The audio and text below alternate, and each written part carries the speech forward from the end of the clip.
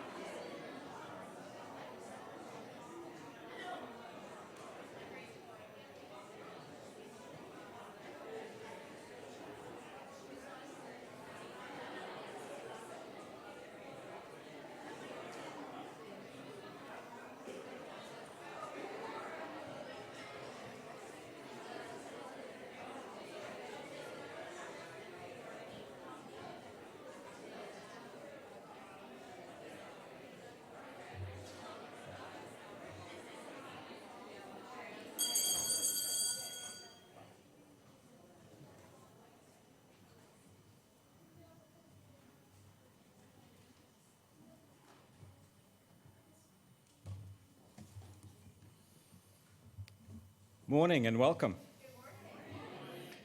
My name is Ivan Correa, and I will be your worship associate this morning.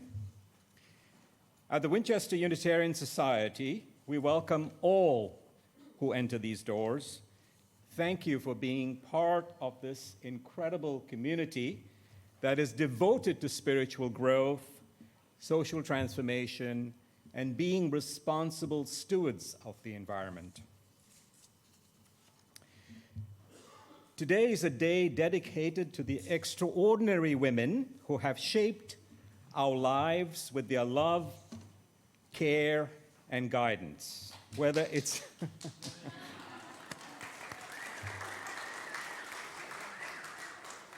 whether it's your own mother, grandmother, stepmother, or any mother figure this day is an opportunity to express gratitude and love for their unconditional support and love. So let's make this day extra special for all the amazing women here. So this is where we should be applauding.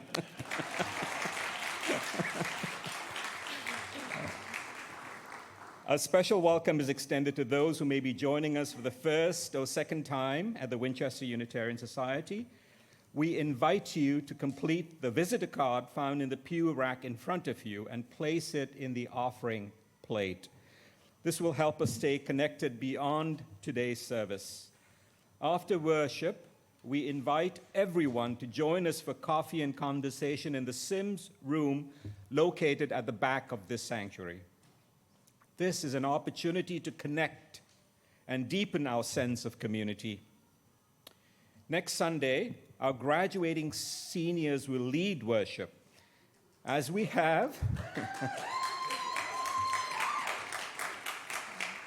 have 10 graduating seniors this year, the service may run a little longer than usual. But hearing their reflections about their time within this community and the futures that await them is certainly worth the time. Please join us.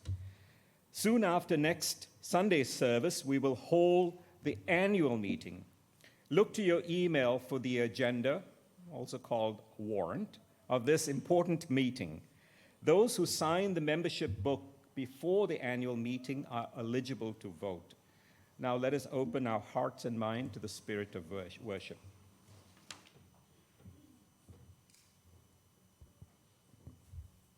Here we are together, each facing our different human tasks, or maybe the same central one, to embrace the lessons life delivers, to discern and respond as we grow, to refuse harm and cherish flourishing.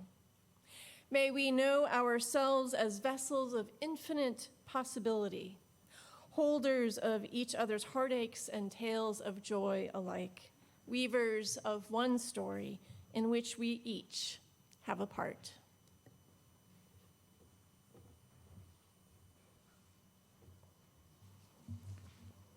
I'll now invite Alice Levering to come forward to light our chalice. Spark of the Spirit, cupped in earth's embrace, light of love, alive in all creation, as we kindle this flame, we rekindle our connection to the sacred web of life. Please rise in body or in spirit to join us in singing hymn number 188 in the Gray Hymnal, Come Wherever You Are. As we sing, we celebrate that Ariana Blaine, Beth Richardson, and Steve Kent will sign the membership book as they are unable to sign next week. Welcome, Ariana, Beth, and Stephen.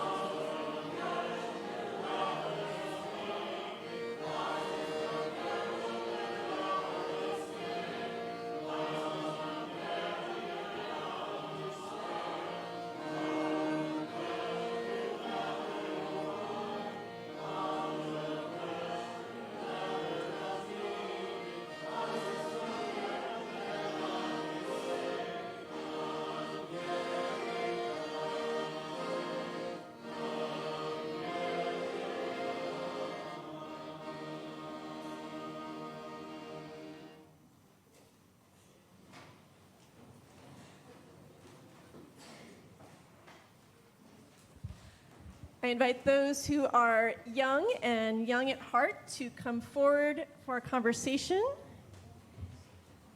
As Beth and Steve continue to sign the book, thank you.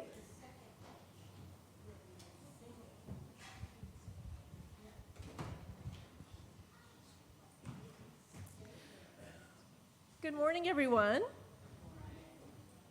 So usually when we have a story or a conversation, the questions are open to everybody. But the first couple questions, I would like to just ask our youngest friends. So please raise your hand if you drove to church today by yourself. No, like you behind the wheel of the car drove to church. Okay, so no one under the age of 16. And for our youngest friends, who here has a job that pays for the rent or mortgage in your house? So as I suspected, there are grown-ups who do things like drive and work to give you a house to live in, and that keeps you safe and happy. And these are just some of the basic things that grown-ups do to take care of young people. So today is a special day. Can anyone tell me what it is? Yes. Mother's Day. And that is one of the days that we thank the parents in our lives for doing good things to take care of us. Who here is doing something special for their mom? Alice, what are you doing?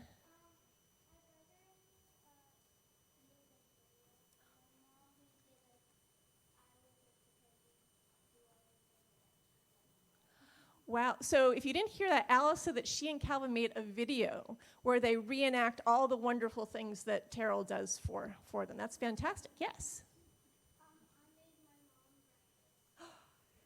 You made your mom breakfast. That's fantastic.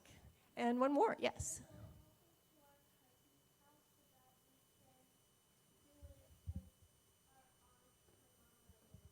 So aunt, grandma, mom, everyone's celebrating together. One more.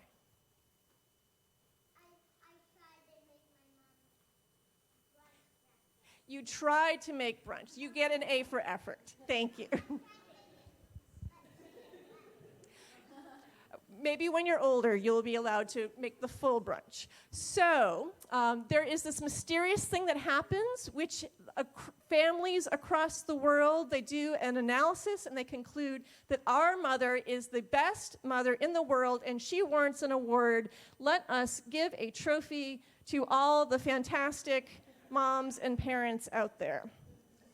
So, you, though, may not know the origins behind Mother's Day, which began outside of making breakfast, outside of making videos, outside of family celebrations. So there was a woman named Julia Ward Howe, and one thing that she was doing is she was taking care of young men who were injured in the Civil War. And she was taking care of people who served on both sides of the war. And she concluded, as one might, that war is pretty bad. Please, now this is open to everyone. Raise your hand if you think war is a bad idea.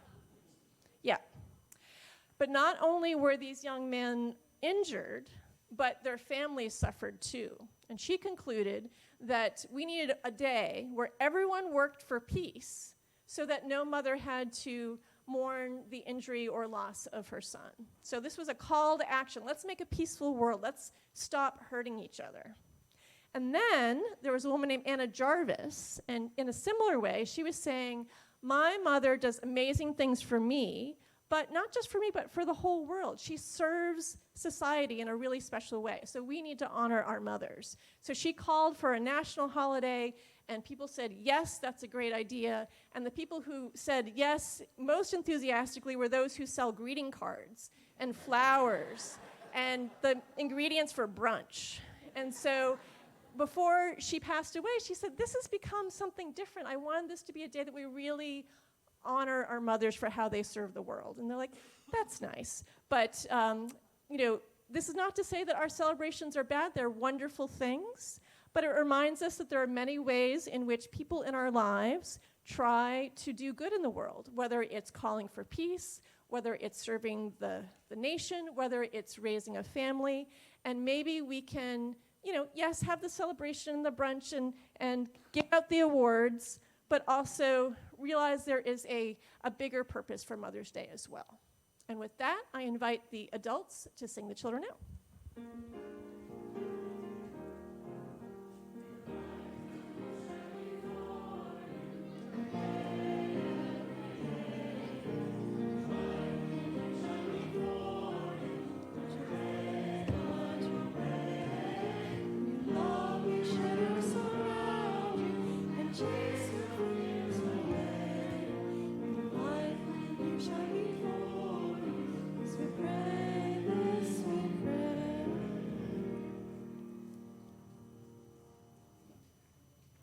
We now come to the centering time in our service, settling in body and in spirit, first through words and then ritual, kindling of the light, a time to light a candle of personal joy, sorrow, or concern, either here at the candle table or at home.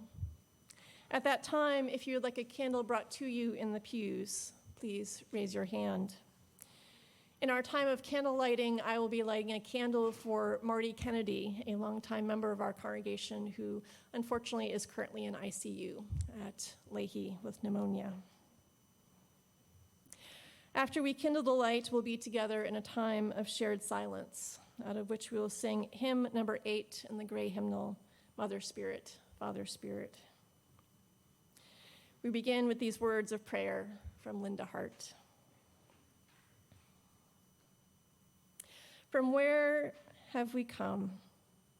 This breath, these fingers, a heart that opens and closes, opens and closes.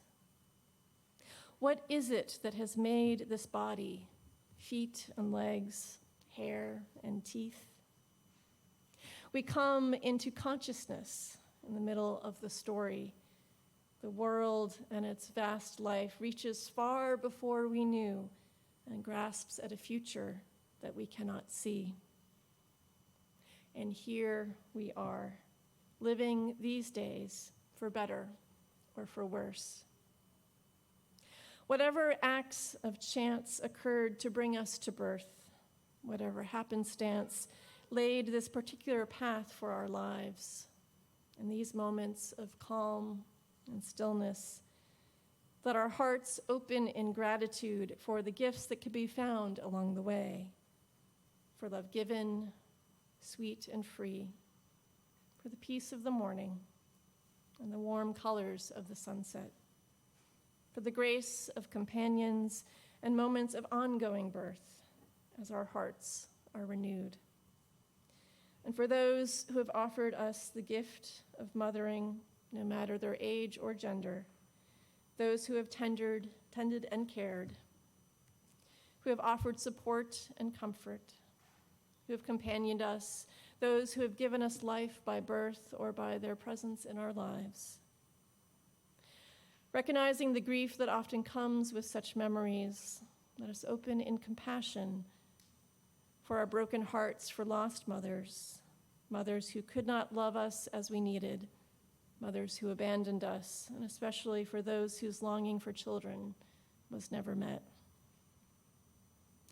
In the stillness of these moments, I invite you to remember those who have given you life, who have companioned you, who are held in your heart this day. Let us now kindle the light.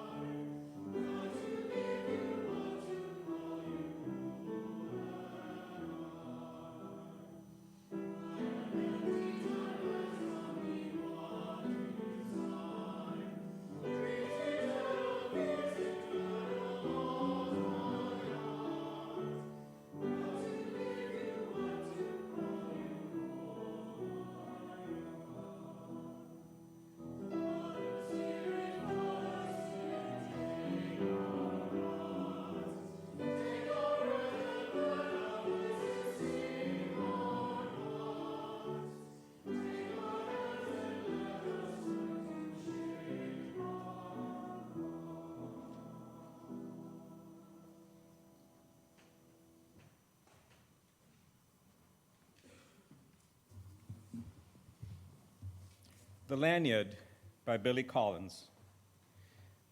The other day I was ricocheting slowly off the blue walls of this room, moving as if underwater from typewriter to piano, from bookshelf to an envelope lying on the floor, when I found myself in the L section of the dictionary, where my eyes fell upon the word lanyard. No cookie nibbled by a French novelist could send one into the past more suddenly, a past where I sat at a workbench at a camp by a deep Adirondack lake, learning how to braid long, thin plastic strips into a lanyard, a gift for my mother. I'd never seen anyone use a lanyard or wear one, if that's what you did with them. But that did not keep me from crossing strand over strand again and again until I made a boxy red and white lanyard for my mother. She gave me life and milk from her breasts, and I gave her her lanyard. She nursed me in many a sick room, lifted spoons of medicine to my lips, laid cold face cloths on my forehead, and then led me out into the very airy light and taught me to walk and swim. And I, in turn, presented her with a lanyard. Here are thousands of meals, she said, and here is clothing and a good education. And here's a lanyard, I replied, which I made with a little help from a counselor. Here is a breathing body and a beating heart, strong legs, bones, and teeth, and two clear eyes to read the world, she whispered. And here, I said, is the lanyard I made at camp. And here I wish to say to her now is a smaller gift, not the worn truth, that you can never repay your mother, but the rueful admission that when she took the two-tone lanyard from my hand, I was as sure as a boy could be that this useless, worthless thing I wove out of boredom would be enough to make us even.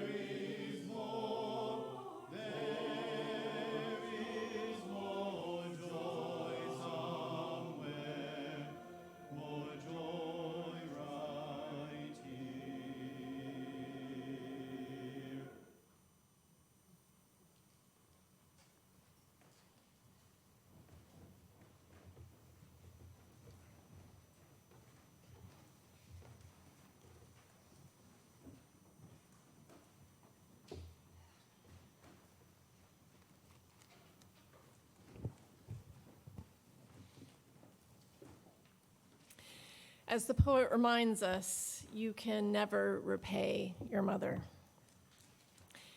We are forever indebted to those who cared for us until we could care for ourselves. And then, even as adults, at some point we are reminded that our perception that we are fully independent beings is an illusion. At its best, days like today, Mother's Day, and its binary, more masculine sibling, Father's Day, create space for us to pause, to feel and name our utter dependence on others, and to give thanks for all we've received. I appreciate how in recent years, Mother's Day has expanded to include caregivers beyond the traditional role of mother. This morning, I'll tell you a story about an important relationship between two young children and their babysitter. The children and their parents spent summers by the lake, living in a small rental cottage for the season. Even though this was holiday time, life was still very busy for the Clausens. You see, Mr. Clausen had a powerful, high-pressure job with the Federal Bureau of Investigation. This meant that communication with the family was difficult. A simple phone call could imperil their security. Mrs. Clausen needed some extra help, someone she could trust to care for their 2- and 3-year-old boy and girl, while she managed the home within the confines of FBI security protocols.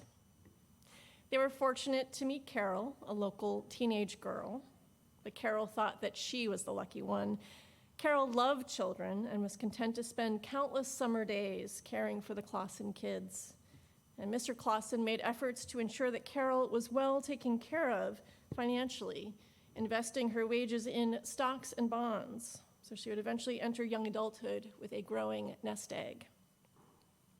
Over the course of the summer, Carol and her brother Myron became more and more part of the Clausen family, to the point that the Clausens were pretty much the only thing they talked about with their own mother. How their mother wished it were safe for her to meet Mr. and Mrs. Clausen herself. They seemed so advanced and sophisticated. But she felt like she knew them through the stories her own children shared. However, there was just one thing. The Clausens did not exist. They were a fiction that Carol created to enable her to enjoy her teenage years beyond the strict and belittling control of her single mother. Babysitting was one of the few things that Carol was permitted to do outside of the home. So in order to claim some freedom, Carol and Myron invented the Clausens and the reasons why their mother could never meet them and why Carol's many hours of babysitting never yielded any pocket money. When they were supposedly caring for the young Clausen children, Myron and Carol were spending time with their friends or even sleeping on the beach.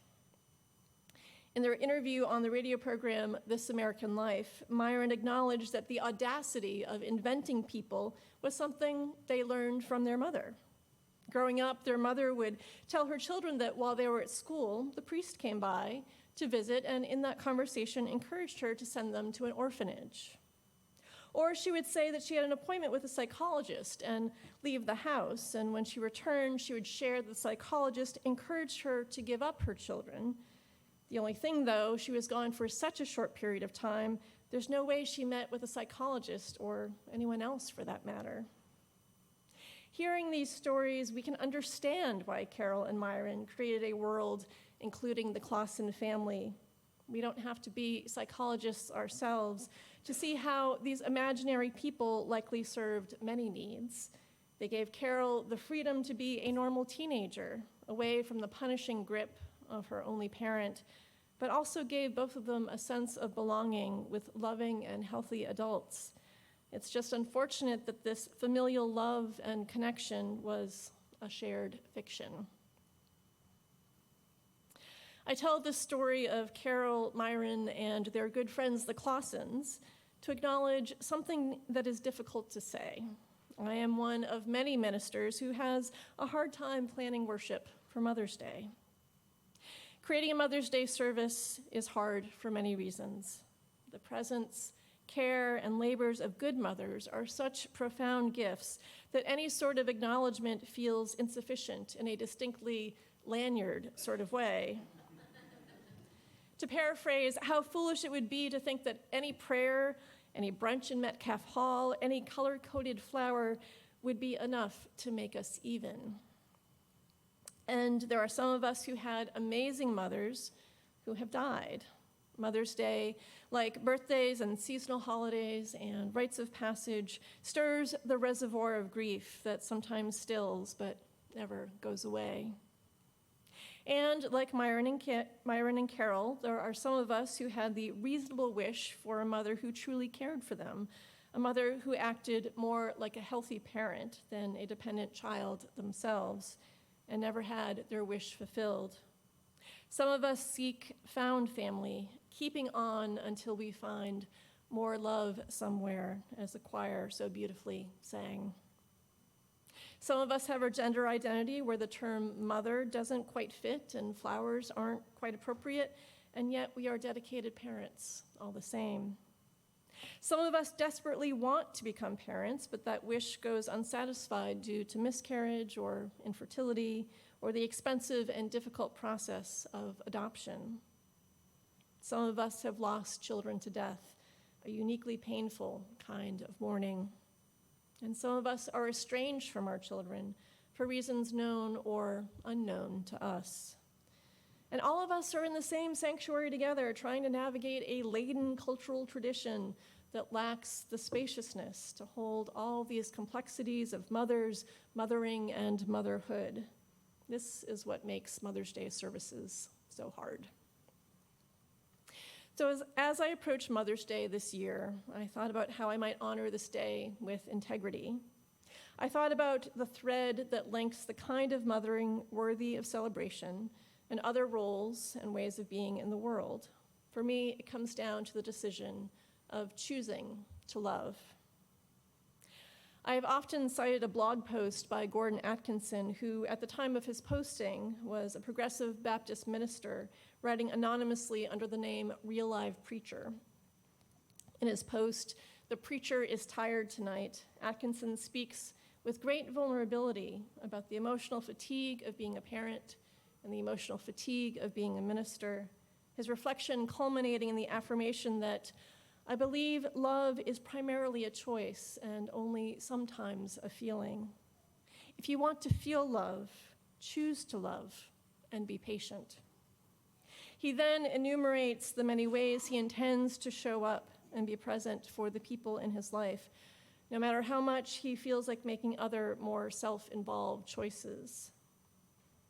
I myself am not a parent, but even from a distance, I notice how often parents care for their children in such a way that success, their health, their happiness, their safety, their ability to function well in the world is not guaranteed, and gratification is not immediate, if it is part of the experience at all. These moments, what some might call love without condition, are so common we may fail to notice these selfless acts. Yet they warrant our attention and appreciation, as it is a humbling thing to choose to love in this way. When I think of choosing to love, a story from my extended family comes to mind.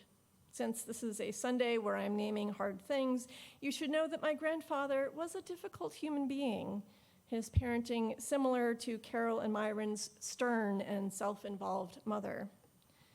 At the very end of his life, he received care at a rehabilitation center. My uncle, his son, went to visit him every day. I know enough about my grandfather and his relationship with his children to know that these visits were inspired not by who my grandfather was, but by who my uncle was. My uncle is the kind of person who would show up for his father, literally and figuratively. That is who he is. Of course, this dynamic of choosing to love does not just apply to family relationships. I am mindful that Julia Ward Howe's efforts to give a Mother's Day gift to the world, to set aside a day to advocate for the end of war, this act has not achieved the desired end. The children of mothers are still suffering from violence, yet who could name any call for peace a failure? Perhaps this is where we go back to Gordon Atkinson's advice to choose to love and be patient. Later in his blog post, Atkinson explores this patience further, the faith necessary to commit to a noble cause, such as nurturing a healthy child who grows into a grounded adult, or advocating for a social change that fosters greater peace and freedom in the world. Atkinson affirms that fidelity to commitment in the face of doubts and fears is a very spiritual thing. I don't suggest it for the weak of heart or if you're in a hurry. An old African-American preacher once told Martin Luther King Jr., "Until you've stood at the door for years and knocked until your hands bled, hearing nothing but silence, you don't know what prayer is." Perhaps you're wondering how things ended with the Clausens. Myron and Carol recount the night they came home after another evening with friends. Walking in the door, they had a sinking feeling that Mother was upset. As soon as they saw her, they knew that they were right. "Where have you been?" she asked. When they said they were at the Clausens, their mother replied, "Oh, really? Well, I just got off the phone with Mrs. Clausen, and she says she hasn't seen you in weeks." Thinking on her feet, Carol simply said, "Oh, Mom, nice try. We just left there," and walked past their furious mother. But the three of them never spoke of the Clausens again. As the segment on This American Life was nonfiction, I did a little online research. I was sad to learn that both Myron and Carol have died, yet both living long enough to reach their 80th year. Beyond the interview, we have no way of learning more about how Carol and Myron chose to navigate their relationship with their mother.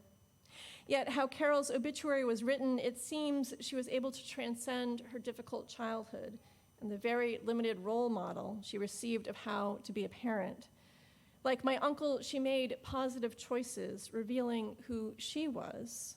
The obituary affirms in part that Carol was an avid fan of her family and devoted her life to spreading her unique light, love, and spirit to anyone who had the pleasure of knowing her.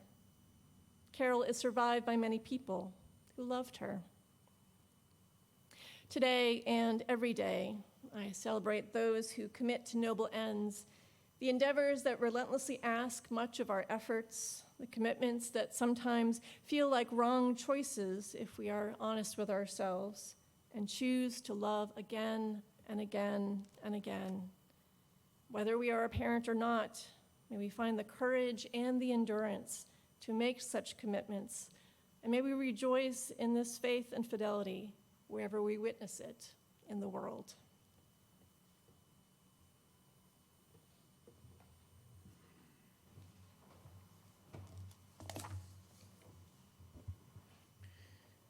The purpose of our church is to inspire everyone to become more generous in spirit and action. Our annual pledges help us fund our programs, pay our staff and leaders, and maintain this beautiful building. Passing the plate during worship is a way for us to express gratitude for our blessings and celebrate the abundance in our lives. This morning, we share our gifts with today's Mother's Day Walk for Peace, benefiting the Lewis D. Brown Peace Institute. This was founded in 1996 by the parents, still grieving a recent loss of their son to violence.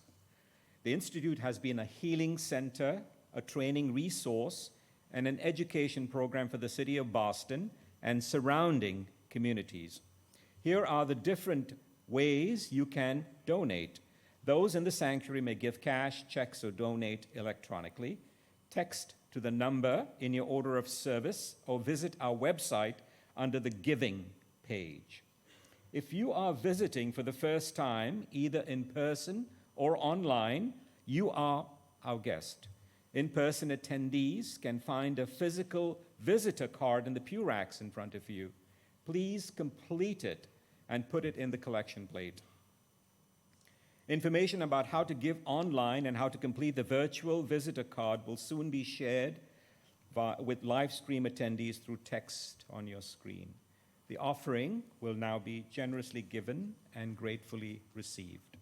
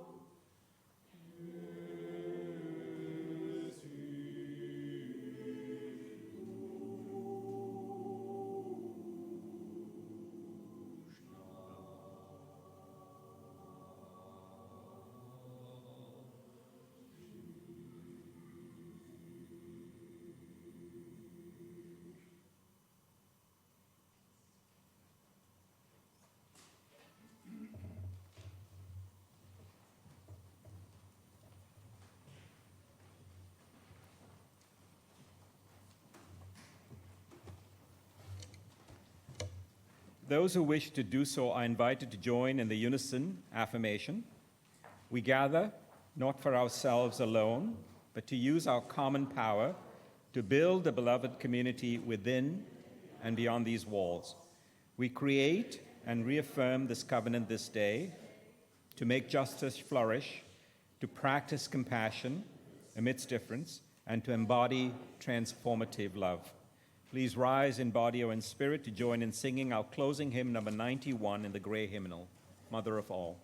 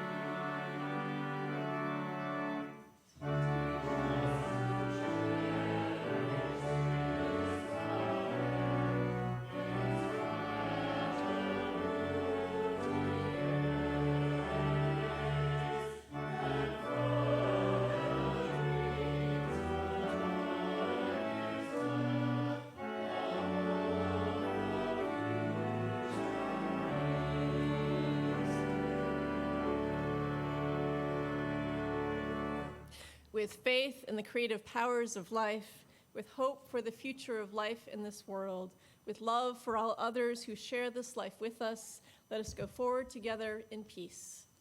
Amen.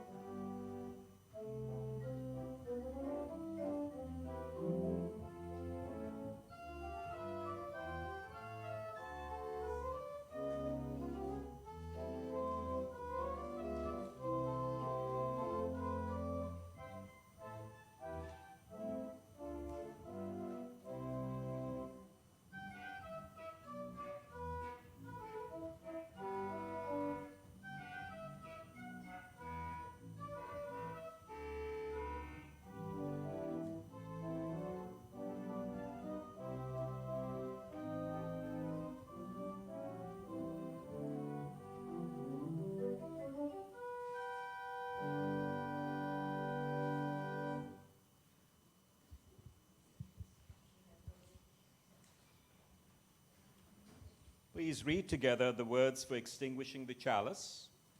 We extinguish this flame, but not the light of truth, the warmth of community, or the fire of commitment. These we carry in our hearts until we are together again. The service is ended, but our life of service continues. Let's continue the conversation in the Sims room.